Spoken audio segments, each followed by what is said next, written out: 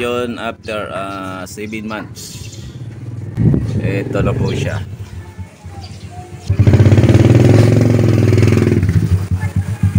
Seven months. So ang ginawa ko dito, bali pag mahaba na katulad dito, kung makikita nyo merong pa ganyan, binabalik ko sa baba yung dulo niya. Ayan oh, patuwad na. Babalik, tutubo ulit to, babalik ulit sa taas yan. Kasi siyempre yung mga dahon dito sa puno niya malalagas o kunti na lang ang dahon, kaya binabalik ko pagdating sa taas. Tapos pinagputulan ko na rin para magkaroon ulit ng asli yan. Ayan, dalawa ng pinutol ko para hindi na aabot ulit sa taas. Mag-ipon muna dito sa baba bago dumating sa taas. So ito, dahil marami ito,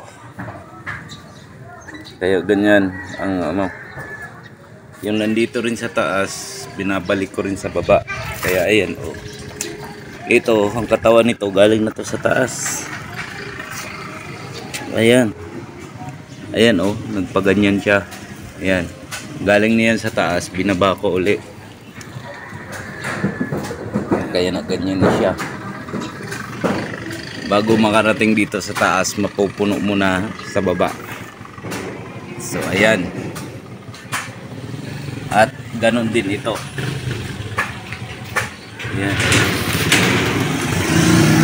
Ito naman, ayan, galing din yan sa taas, binaba ko, tapos magkaroon siya ng mga bagong tubo dyan.